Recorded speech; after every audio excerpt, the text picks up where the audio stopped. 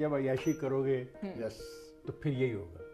हजारों गाड़ियां मंगवा रहे हो जिनकी जरूरत ही नहीं है, वो अय्याशी की चीजें ले रहे हो जिनकी जरूरत ही नहीं है। 8 बजे उसने कहा लाइटें बंद कर दो, 4 पैसे बचाने दो, उसको मानने को तैयार नहीं हो।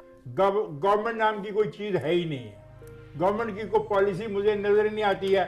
पॉलिसी है जी, हम अपने जो मीटिंग करते हैं कैबिनेट की, उसमें चाय कम पियेंगे, उसमें एक बल्ब जला। जय हिंद दोस्तों, मैं महेंद्र शर्मा स्वागत करता हूं वन वर्ल्ड हिंदी में आपका। उम्मीद करता हूं आपको स्वस्थ है। दोस्तों आइए दिखाते हैं पाक मीडिया की कोई लेटेस्ट डिबेट, जिसमें कैसे डिस्कशन किया जा रहा है कि पाकिस्तान की इकोनॉमी अब लगभग तबाही के कगार पे पहुंच चुकी है। तो जबकि दूसरी तरफ पाकिस्तान ने IMF के आगे जो डील मानी है, उस डील को अगर पाकिस्तान ने माना तो कहीं न कहीं पाकिस्तान की आवाम की चीखें और निकलेगी, क्योंकि महंगाई दर जो है वो और ज्यादा बढ़ेगी और पाकिस्तान की आवाम पे एक से एक नए बोझ पाकिस्तान की आवाम पे बढ़ेंगे। तो कैसे आज पाकिस्तान की जो मईशत है वो इस तबाही के कगार पे पहुंच चुकी है, जबकि नेताओं का जो पॉलिटिकल इंस्टेबिलिटी लाने का जो जितना भी काम है वो बिल्कुल भी कम ये नहीं कर रहे हैं, क्योंकि पाकिस्तान की आवाम को आज सीधा अगर कुछ भुगतना पड़ रहा है तो पाकिस्तानी नेताओं की पॉलिटिकल इंस्टेबिलिटी की वजह से भुगतना पड़ रहा है, जिसकी वजह से पाकिस्तान में ना ही तो कोई देश विश्वास कर रहे हैं। IMF जैसे संस्थान ने भी पाकिस्तान के छक्के छुड़ा रखे हैं और ना ही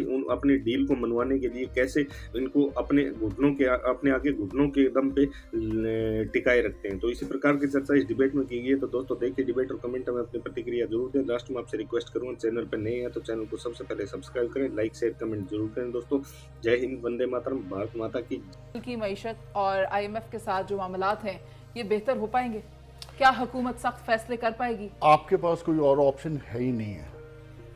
बात करने या ना करने की है ही नहीं है। आपके पास ऑप्शन ही कोई नहीं है। हाँ, जो आपके पास ऑप्शन था उसने ऑलरेडी आपकी इकॉनमी का बेड़ा गर्क कर दिया। वो अपने फैसले लेट करने का, शुरू में 2-2.5 महीने लेट किया, अब डार साहब ने माशाल्लाह लेट करके उसकी तबाह कर दी। और यहाँ तक बात पहुँची कि अब IMF कहती है कि हमारे से डिस्कशन करने से पहले अमली तौर पे कुछ करो। अब पाकिस्तान ने अमली तौर पे करना शुरू कर दिया है, जिसका नतीजा ये है कि आप ये देखें कि मार्कअप रेट कल बढ़ा 1%, वो IMF की कंडीशन थी। गैस की प्राइस कोई तकरीबन 75% बढ़ी है, वो IMF की शराइत थी, कंडीशन थी। अब उन्होंने आपकी बिजली की कीमत बढ़नी है 25 से 30%, वो IMF की कंडीशन है। आपने डॉलर को मार्केट बेस्ड करना, वो IMF की कंडीशन है। तो ये तमाम और आपका जो GST 17% है उसे 18% पे जाना है। एक्साइज ड्यूटी बढ़नी है, क्योंकि आपने तकरीबन 700 अरब एक्स्ट्रा कलेक्ट करना है जो आपने लूज किया है।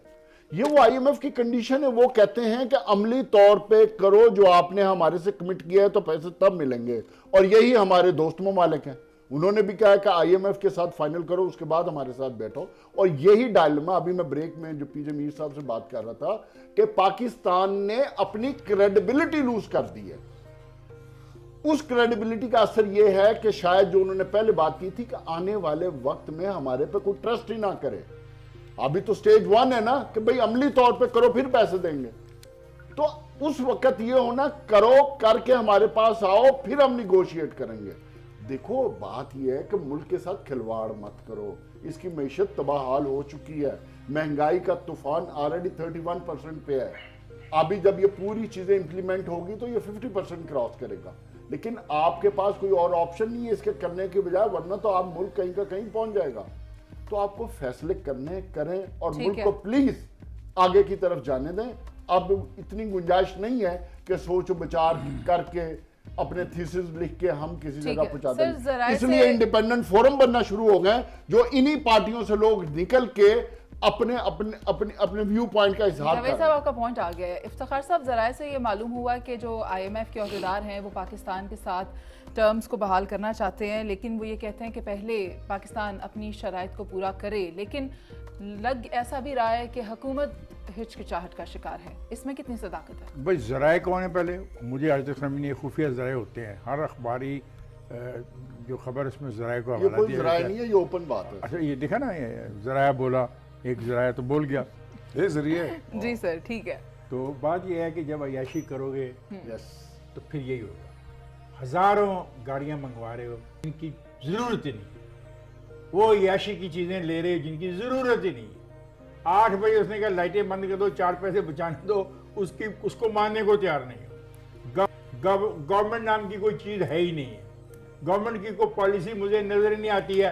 पॉलिसी है जी, हम अपना जो मीटिंग करते हैं कैबिनेट की, उसमें चाय कम पियेंगे, उसमें एक बल्ब जलाएंगे, एक बल्ब बंद करेंगे। क्या मजाक है यार। तुम्हें इसलिए भेजा गया था, तुम्हारे पास कुछ नहीं था तो घर आ जाओ, करने दो किसी और को। ये जो इसने बात की है, कोयटे में जो माहिरीन का एक इजलास हुआ, उन माहिरीन को ये बताओ कि गंदम की कीमत कैसे कम करनी है। मेरा चैलेंज है, वो जो साथ बैठे थे उनमें साबिक चीफ मिनिस्टर भी एक गालबन था, मेरा चैलेंज है कि वो मुझे टीवी पे आके मेरे सवाल का जवाब दे कि गंदम की कीमत कम कैसे करनी है।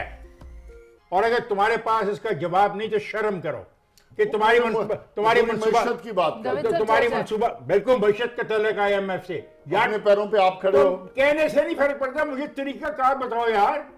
तुम तकरीरें बड़ी करते हो यहाँ पे, मैं कहता हूँ मुझे हल बताओ, तो तरीका बताओ ना कि गंदम की कीमत कैसे कम करनी है। कह रहे ना, मिल बैठ के फैसले जावेद करें। साहब प्लीज ठहर जाएं। इफ्तिखार साहब आपका पॉइंट आ गया है, मेरे पास वक्त कम है, मुझे पीजे सर आपकी राय लेनी है। इफ्तिखार साहब बिल्कुल ठीक बात कह रहे हैं, लेकिन मसला यहाँ पर यह है अभी हम कीमतें कम करने की तरफ नहीं, कीमतें बढ़ाने की तरफ जा रहे हैं, तो हुकूमत ये मुश्किल स्टेप उठा पाएगी? ये उसको उठाने पड़ेगे। लेकिन जो इफ्तिखार ने भी बात की है, एक चीज़ वो मिस कर गए हैं।